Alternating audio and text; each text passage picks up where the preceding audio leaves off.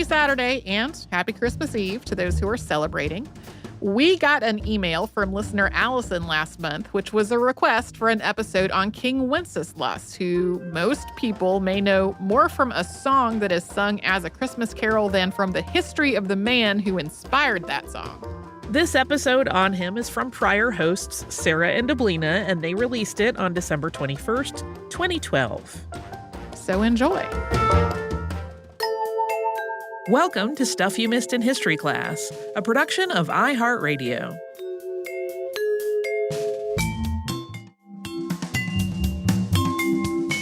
Hello and welcome to the podcast. I'm Sarah Dowdy. And I'm Deblina Chakraborty. And this is our very special annual holiday episode. And one suggestion that we always get around Christmas time is to do something on the history behind carols. And for most traditional carols, that would probably mean biblical history. I mean, that's what most carols are going to be about. Sure. Either that or some kind of aspect of the composition, you know, where the tune came from, who added the lyrics, when did Elvis cover the song? You know, all that sort of thing.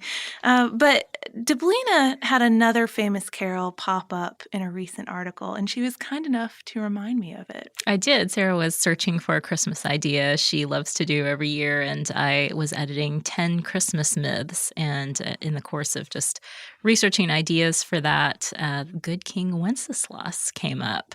And it just so happens that that is your favorite Christmas carol, isn't that right? It's up there. It's kind of a tradition that my dad and I have to perform Good King Wenceslas. So when you told me about that, and when you told me, yeah, Wenceslas was a guy, I was hooked. I had to find out more about this. And just to give you guys a little background on the carol, if you're not familiar with it already, I kind of like it because it is sentimental. I mean, after all, the good king is taking it upon himself to bring a poor man flesh and wine and some pine logs all in the middle of this snowstorm, and all with the help of his trusty page. But it's never maudlin either, because it has this really clippy sort of tune. Christmas songs can get they can cross over into that territory pretty easily, but this one always is stirring almost. Some of the lyrics are entertaining to me. Thither is always one that kind of gets me, making fuel into 3 syllables. And then others are just comically dramatic, and we're going to talk about the composition a little bit more, but a great example of this is heat was in the very sod which the saint had printed. Yeah, what does that mean? It means that Wenceslas is walking in the snow and melting it because he is so good. Oh, nice.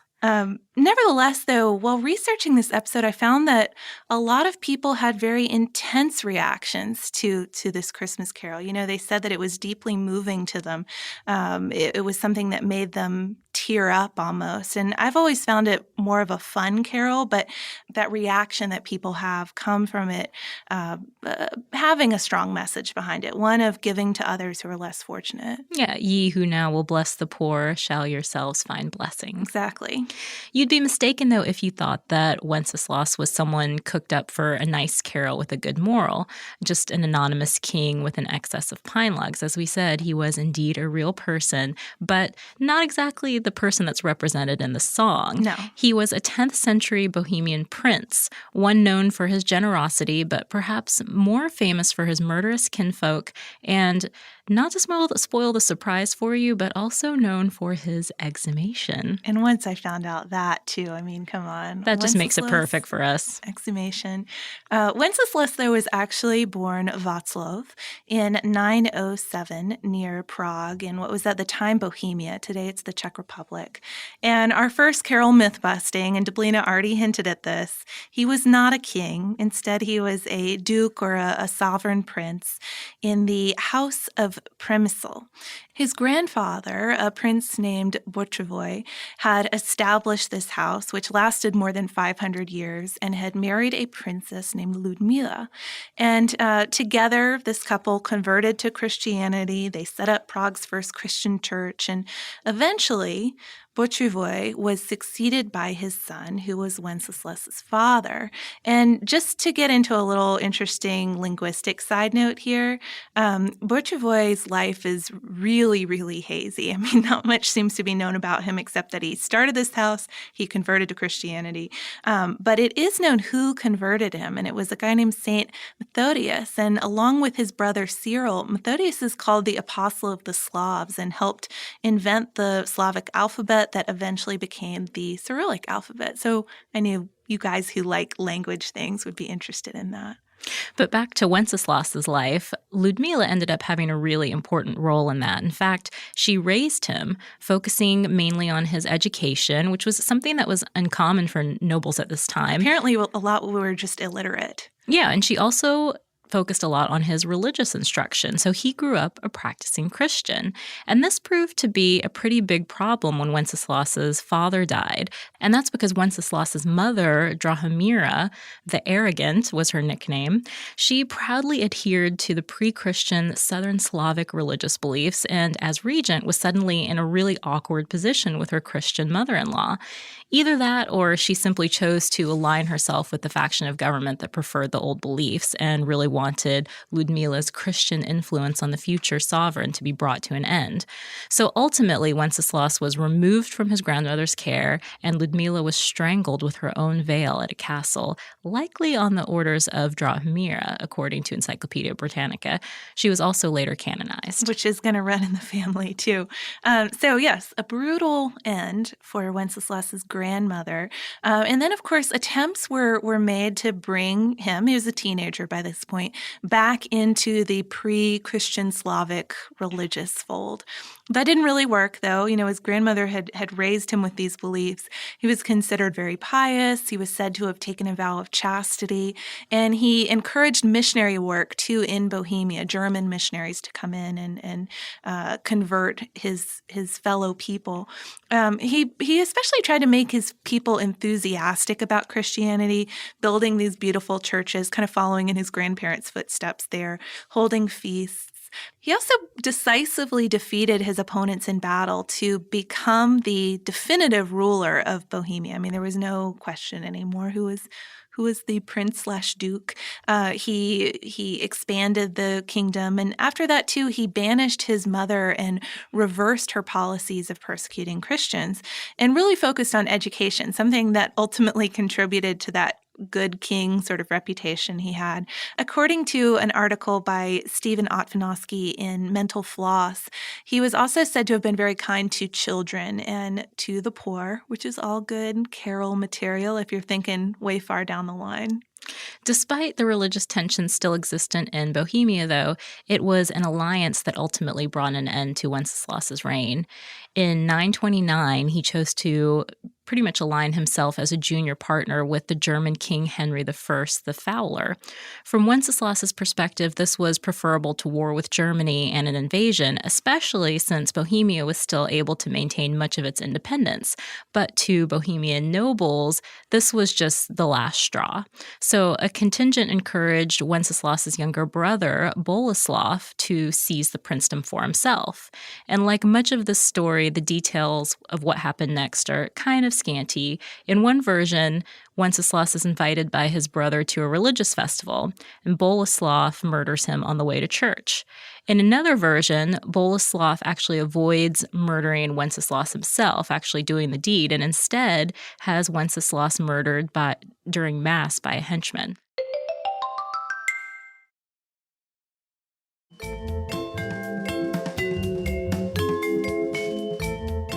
Either way, though, Wenceslas was murdered September 28th, 929. He was only 22 years old, and I think that's going to be our carol myth-busting number 2, because even though the carol doesn't really spell it out, it just seems to hint that good King Wenceslas was an old, jolly man.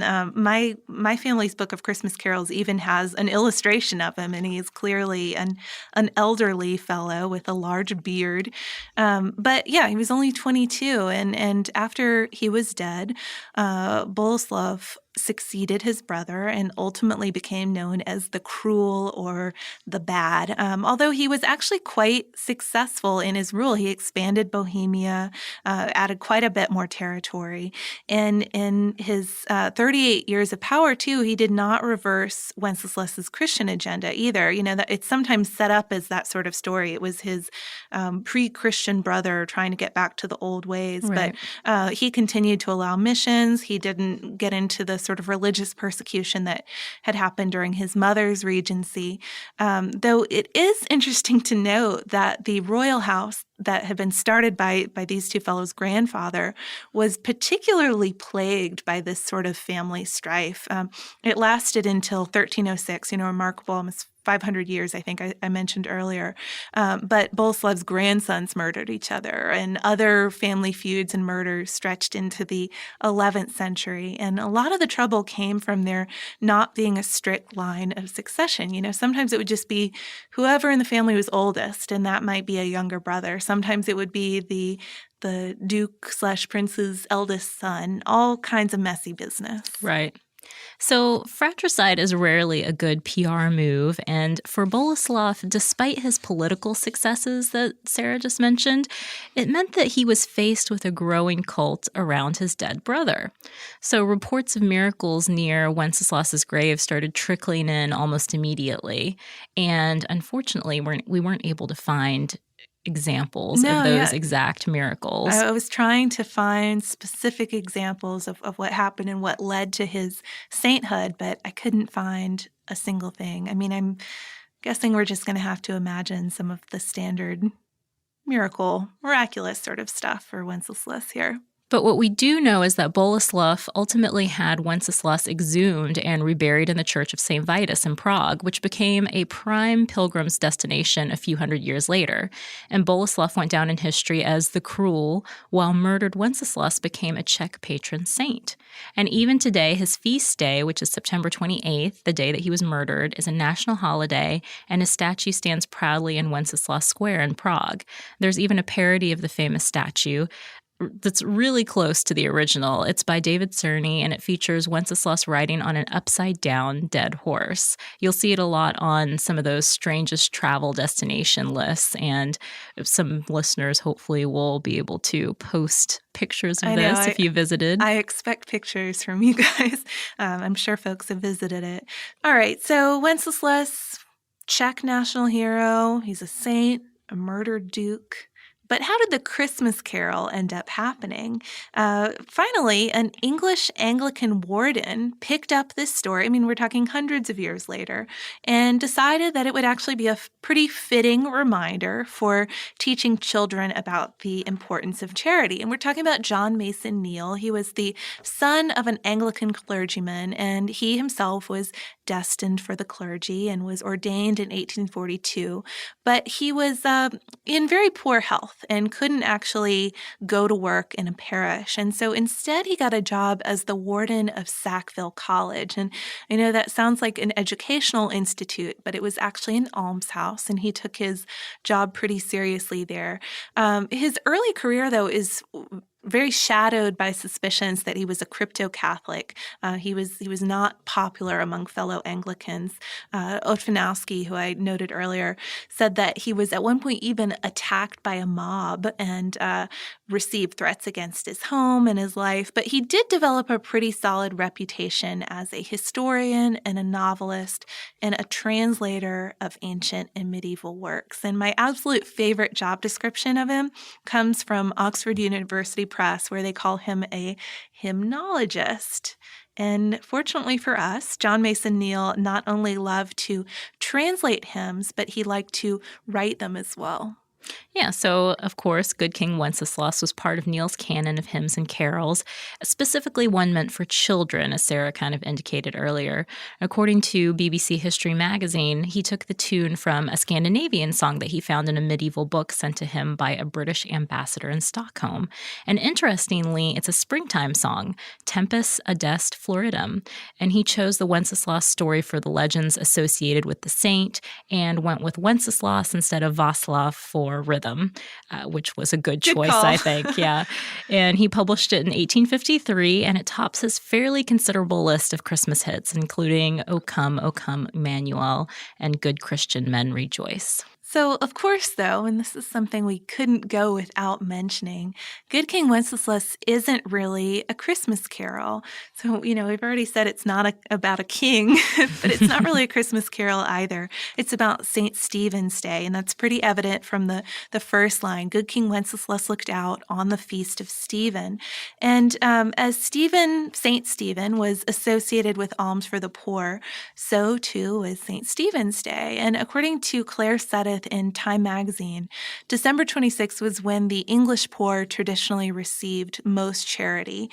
So this is another reason why it kind of makes sense for John Mason Neal writing a song meant to encourage charity. But why December 26th was the day, might be because Anglican churches would have a collection box out during all of Advent, collect donations for the poor, thus Boxing Day, or because the aristocracy or employees would give out gifts or boxes to their servants the day after Christmas, because of course those servants might be working on Christmas Day. Boxing Day today is still a national holiday in England and Wales and Canada. In Ireland, it's still called St. Stephen's Day. It reminded me a little bit of the Halloween episode I did with Kristen, because I kept on finding all these different traditions people have in various countries to celebrate this holiday. And in Ireland, they actually, kids will attach a wren to a pole and parade it through town to celebrate St. Stephen's Day. Apparently, though, in England and Canada, it hasn't become so much a day of charitable giving as a day of intense shopping, kind of like the Black Friday, day after Thanksgiving sales we have here in the States. Interesting. So very cool to learn some of the history behind one of the coolest carols out there. Yeah. Did it change your perspective on the carol at all? Have you shared any of these details with your father for I haven't this year? yet. I haven't yet, but I'm sure that this will be a story I will be relating over our Christmas holidays. I'm kind of stuck on the idea of you and your dad performing this. I feel like we should have invited your dad to the studio to hear a perforpime. I bet he would do it. I'm not totally sure I'd perform Good King Wenceslas on the podcast, but he'd be game. I'm thinking the biggest perception change I'm going to have to make is Good King Wenceslas as a 22-year-old.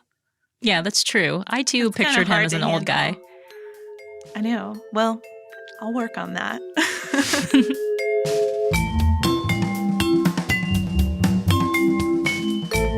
Thanks so much for joining us on this Saturday. Since this episode is out of the archive, if you heard an email address or a Facebook URL or something similar over the course of the show, that could be obsolete now. Our current email address is historypodcast@iHeartRadio.com. Our old How Stuff Works email address no longer works. You can find us all over social media at Missed in History. And you can subscribe to our show on Apple Podcasts, Google Podcasts, the iHeartRadio app, and wherever else you listen to podcasts.